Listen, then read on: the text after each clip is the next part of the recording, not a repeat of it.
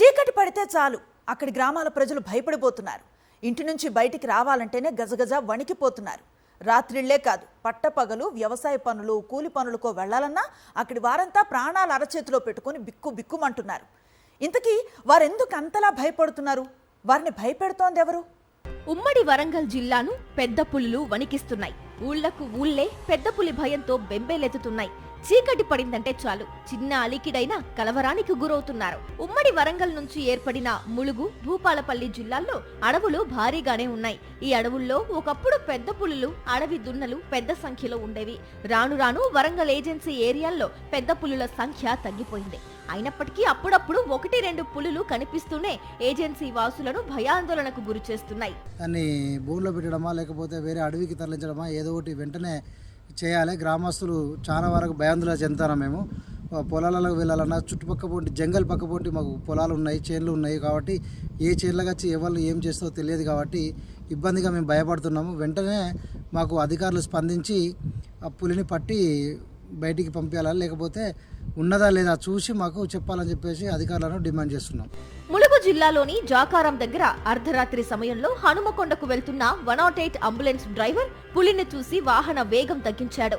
లైట్ల వెలుతురులో పెద్ద పులి ఒక్కసారిగా డివైడర్ పై నుంచి దూకి అడవిలోకి వెళ్లిపోయింది.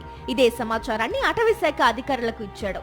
పులి పాదముద్రల ఆధారంగా మల్లంపల్లి మండలం పందిగుంట అటవీ ప్రాంతంలోకి పెద్ద పులి ప్రవేశించినట్లు గుర్తించారు అటవీ శాఖ అధికారులు. పశువుల కాపర్లు, ప్రజలు అటవీ ప్రాంతాల్లోకి వెళ్లొద్దని సూచిస్తున్నారు అటవీ శాఖ అధికారులు. రైతులు పొలాల దగ్గరకు వెళ్లే సమయంలో జాగ్రత్తగా ఉండాలని, పులి కనిపిస్తే వెంటనే సమాచారం ఇవ్వాలని సూచిస్తున్నారు. ఎవరైనా ఉచ్చులు కానీ హంటింగ్ కోసం ఎవరైనా దానికి ప్రాణహాని తలపెడితే చట్టపరంగా చర్యలు తీసుకోబడతాయి. అది ఎవరైనా కామడితే మాకు ఎమ్మటే ఇన్ఫర్మేషన్ ఇవ్వండి.